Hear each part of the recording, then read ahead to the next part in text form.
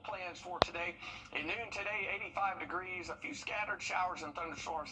Maybe not quite as early as noon. That's kind of a small chance of rain, but anytime after about 1, 2 o'clock in the afternoon through sunset is going to be fair game for those locally heavy downpours again today, much like we saw on Friday evening. Current temperatures are in the lower 70s, about where you would expect on this time of the year.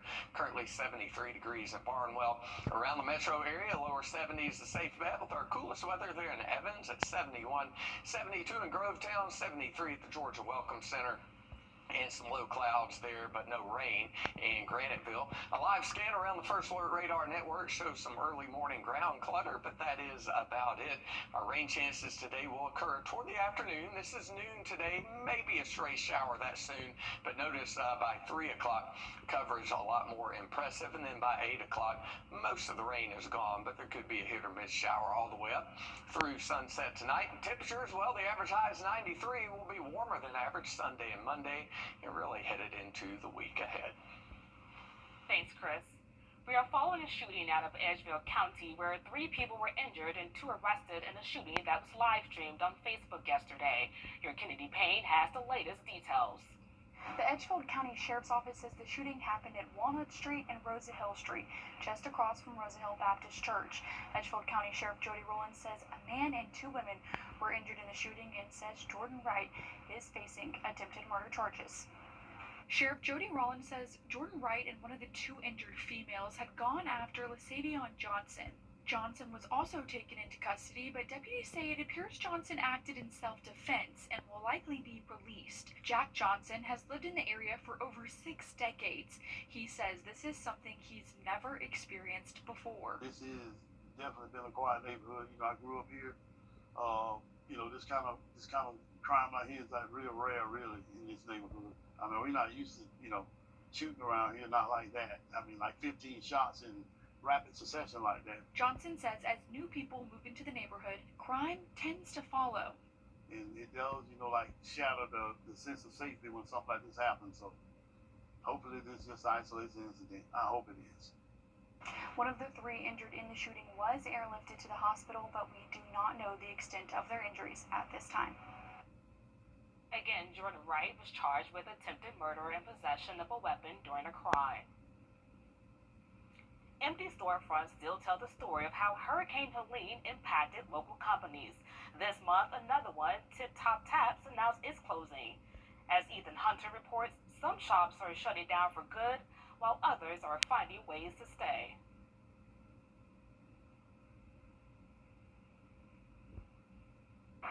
Yeah, I'm here on Broad where, like you said, Tip Top Taps did close on Saturday.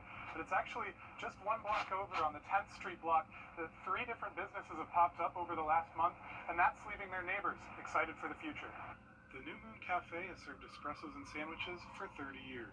It's where people meet to have a shared cup of coffee, shared beliefs. They've seen a lot of change downtown.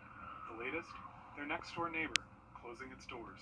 Tip Top Taps has honestly been a very iconic business. The vibes and the energy was always positive every time I walked in those doors. 1 door closing on Broad brings doubt to progress, but the Downtown Development Authority reports more than 50 new businesses moving to Augusta every year since 2020. We've just outgrew our building very quickly. 3 Crows Fiber is one of those businesses. Around the corner for a year before moving to Broad 3 days ago. So we didn't have any doubts that we wanted to be downtown, somewhere that had business neighbors. The new spot already bringing more foot traffic than before, but that hasn't always been certain. From the hurricane to construction, downtown has faced changes. There are some that have really held fast and true for a really long time, this being one of them. Art on Broad has seen all of it, here for 27 years.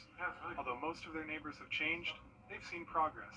Progress they hope everyone on Broad is excited for. I want a positive future. I really do. I want to see positive change, and I think it's coming. Tip Top Taps owner is looking to sell the business as is to keep the spirit alive, but everyone that I talk to on this strip says that they'd like to see more retail return to downtown. It's retail that they really think can revive this downtown stretch and fill those empty storefronts. Local doctors and community members are working together to close the gap between the healthcare and the people they serve. This week, they met to talk solutions, and Gunter Schroeder shows us what that at home.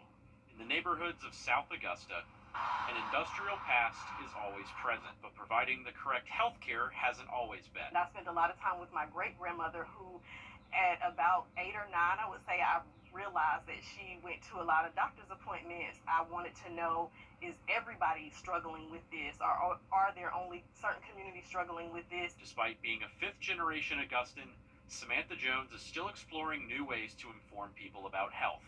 So Dr. Jones and Augusta University brought people to them, hosting a panel Wednesday to talk about issues that largely impact Black communities. There's a problem with reaching in the community, especially rural communities like at Lincolnton.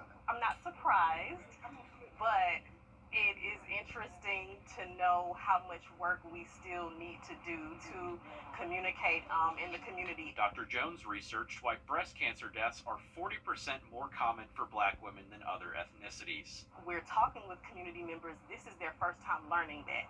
And so now they're starting to understand, okay, something's going on and we need to figure out what's going on. Now in the future, university researchers are ready to continue answering questions and involve people with research. People are interested. It's just that they want to make sure that they're safe and they're protected when participating in research. Gunter Schroeder, on your side.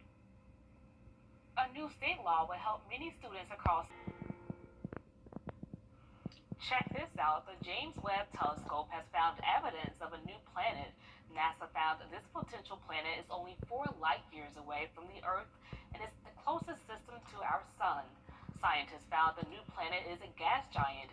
If confirmed, it would be the closest to the Earth in a habitable zone, but due to its gas giant status, it wouldn't support life. All right, here's your bird watching forecast. Sunrise today will be at 6. Lieutenant governor race. State Senator Josh McLaren is the only Democratic candidate. It's Friday night, where the best of high school football is here on News 12. Under the Lights, sponsored by Chandler Law Firm. It really should say Under the Lightning, because that's really what we had to deal with tonight. It sure was. Didn't seem like what part of the CSRA you were at. You saw lightning up in the sky and then the eventual rainfall. Yeah, I actually was with Malik for a little portion of the game at ARC. He's like, okay, it's like 19 miles away. I'm like, 19 miles away? Good enough for me. The refs, good enough for them. So here we are, week 0 in Georgia, South Carolina. They get an extra week before these playbooks really come down to actually mattering, and those touchdowns in time really starts to count, Joe. They do, but hey, without further ado, we're back here in Georgia, so let's go ahead and head to our game of the week. Westside led 14-6 over Laney when I pulled in the parking lot. Then it seemed like they tried everything they could to not close this one out. Jalen Stone threw a late interception, which led to that touchdown following drive from Taquavius Kemp. Laney's 2-point attempt would fail, and when it rains out there, it pours. Westside capitalizes off of the big 2-point stop, and Tamari Curry would ice the game with a nearly 70-yard touchdown. The Patriots pick up where they left off last year under Lee Hutto. Westside wins 21-12 over Laney. Cedric Mason gets his first win, not just as Westside's coach, but also his first as a head coach. Debut of Under the Lights, debut of Johnson and Mayo, if only P&G sold that. JJH, that name doesn't even fit on a super. Turn on the MPH. Grovetown strikes first blood in their season opener and strikes the first Shelly of the season. Ooh, cute. Lakeside not trying to see any more of that on their home turf. And Noah Lanford. Gonna find Noah Morris here, or Morris Star over the middle. And we might have a star in the making at Lakeside. Agent Sierra ties the game for the Panthers. It would be a short-lived victory for Lakeside because Grovetown owned the rest of the game. 42-17, DJ Mayo gets his first win as head coach. That score, very exciting stuff for that Grovetown team. It is. That's a team that won, what, how many games last year? I think it was 2. 2, that's right. Yeah, so already matching halfway to that win total from last year. All right, let's move on to Harlem and Greenbrier. Boyder, Tiernan, Battlestar Galactica, the Dogs and the Pack, a victim of several of those lightning delays out there. Jaden Futrell making quick work to kick off his senior season. He stands on business, too. Wait for it. Ooh, there it is. Ref, here you go. You can have that. Well, look at that. There's some helmets. They're pretty shiny. First game of the season. Push it like salt and pepper. Kick on, kick on. They get it in. Harlem was up 20 before that lightning stopped the play, but the Dogs would close out 20 26-0 to make it 5 straight over the Pack. They ended up calling that game. All right, on to Richmond County. We want some more, do you, Ref? Yeah, settle down. Settle down. And settle tutty, too. Carson Hand, let me give you these hands. Put them up. Okay. Took a while before they actually counted it, but Burke County stopping with the Bears with that response. Shan Van Devere gives it away like George Strait to Ronquavian Gray. I went and looked real hard at the video for you. The refs also quick on that call, but here's Gray again just because Van Devere and Pierre led the Bears to another scoring drive, but I had to leave, of course, missed it. Burke County wins a shootout, 46-35. No surprise there. Here at Butler High School, Washington Wilkes and Hepzibah facing off against each other for the first time in back-to-back years in 56 years, and we expected this one to be a ground game battle. Both teams ran the ball well over 80% of the time last year. Well, it was a slow start for both offenses, as you see. Washington Wilkes quarterback Tamari Kirby fumbling the snap here. He'd after recovered well inside his own territory. Both teams going 3 and out on their first drive. Then it was Riante Bird, an all too familiar sight for Hepzibah's opposing defenses. He breaks into the end zone for his first touchdown of the season, an 8-yard run to make it 7-0 Hepzibah. On the precipice of halftime, though, after Logan Hayward added on another touchdown to make it 14-0. Check this reaction out from Alex Bradford, Washington Wilkes head coach, as he sees his team recover a punt, a muffed punt. Then that leads to a touchdown as Tamari Curry finds Sharik Meadows in the end zone. Less than a minute to go in the first half. 14-7 would be the halftime score, and here's your final score from Butler High School. In Augusta, Gunter Schroeder on your side. All right, little private action. Oh, you want to take this one? one? Yeah, okay. All right, Irish. Aquinas getting that visit from Athens. These two faced off last season. Of course, in the playoffs, like we just told you, with Aquinas getting that dub. But how about a repeat action? They drove it in on the opening possession and closed the book on it with 2:32 to go. 3 TDs separate the two. Aquinas continues their streak over Athens. We're Cross Creek and this is Crowdcast. It's a new coach in town, Gene Clemens' first game. He doesn't know much about South Augusta. Now he does. Welcome to the family. T.R. Robinson looking more like Bijan, putting a first down on the non-dirty birds. They end the first quarter with no score. Brandon Bowman runs like his orders ready at Waffle House and takes it half the distance to the goal line. The food's not ready. Pandemonium ensues near the goal line. The ball comes out. Who, you, me, Alyssa, can't see. Robinson got there first, and the rest is history. Here's a look at your final score. Thanks for watching, Crowdcast.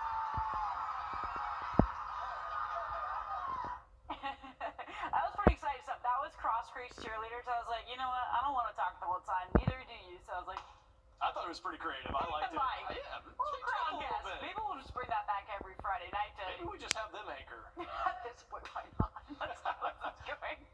Well, while we wait for Aiken County schools to begin their season, both strong. Plenty of games out there that were postponed, but we did get some final scores in for you. Josie, as you saw, got the win over Cross Creek 22-12.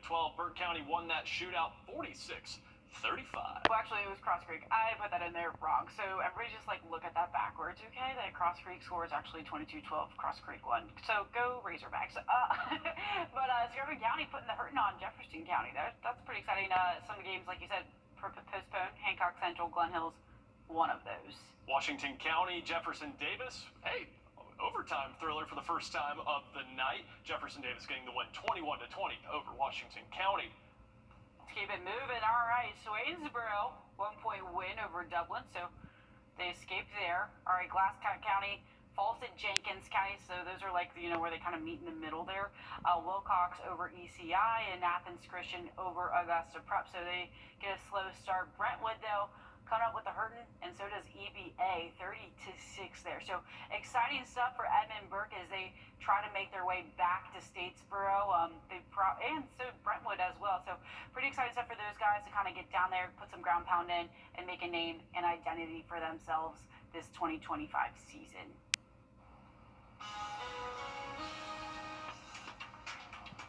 And it was was a hot one out there on Friday. The high yesterday, 95. The average high, 93. The low, a very humid 75 compared to an average low of 71. At Daniel Field, we had about 0.2 of an inch of rain on Friday, and there's more rain in the forecast today. We'll have a look at your weekend forecast and the latest on Aaron after the break. And before we head to break, here's a look at some events for your weekend. Have a great performance. Sleep and Restore for your ultimate restorative sleep. When a migraine strikes, I'm not taking a trip down. Side effects like dizziness can throw me off. Migraine again. Wrdw works differently. It keeps me in rhythm, quickly stopping migraine pain within 2 hours. And some have pain relief that lasts all day, so I can handle whatever the day may throw at me. Don't take if allergic or with strong CYP3A4 inhibitors. Tell your doctor all medicines you take. Report increased blood pressure or color changes, pain, or numbness in fingers or toes. Get help right away for allergic reactions like trouble breathing, face, mouth, tongue, or throat swelling, which may occur days after use. Ask your doctor how you can stop migraine attacks and stay in rhythm with Wrdw. The dentist will be right in. Go back up too. We'll be in the 90s every single day. Law enforcement, family, and the community came together to honor a fallen South Carolina state trooper. 30-year-old Trooper First Class Dennis Ricks was killed Wednesday. Investigators say he was hit by a box truck during a traffic stop in Orangeburg. Derek Rush has more on how he's being remembered. I truly believe that we were meant to be. A loss, also leaving a void. And that we have the kind of love that you only get one time in your life. Jade Ricks reflecting on her fondest memories of her husband, Trooper First Class Dennis Ricks, who was killed in the line of duty after finishing a traffic stop on Interstate 26. That same highway with a sea of first responders and community members paying their respects. My heart goes out to his wife and his family, and I just wanted them to know that the Orangeburg community supports them. On the heels of tragic news, Jade Ricks now on a search for peace in the midst of tragedy. He was steady and very brave at work, and very gentle and joyful at home. We all called him a gentle giant. And their attorneys saying a wrongful death lawsuit is possible. Trooper Ricks did everything right that night. He was on the shoulder of the interstate. He did not deserve to be killed. They walk out of their home and they leave their family, not knowing when or if they will make it home.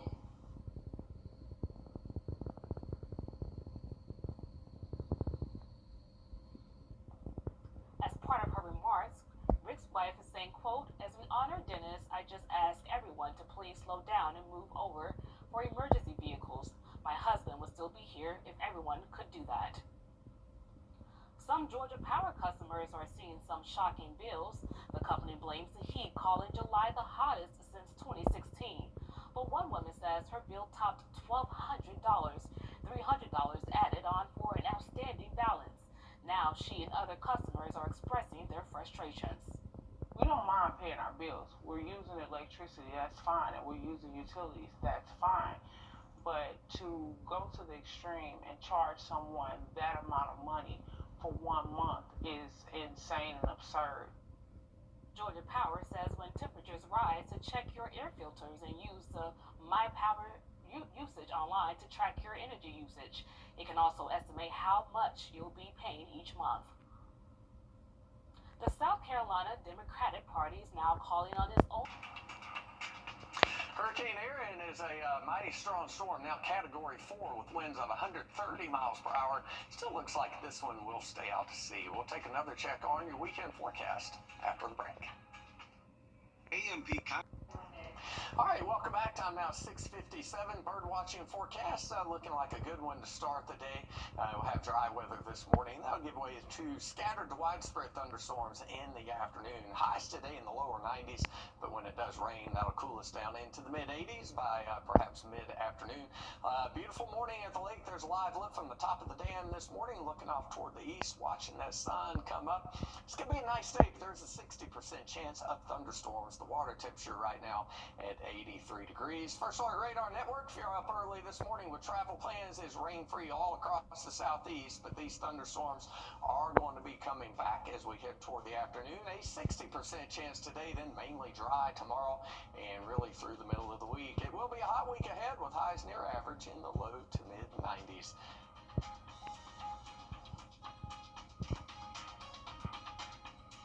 At Brookell, it's all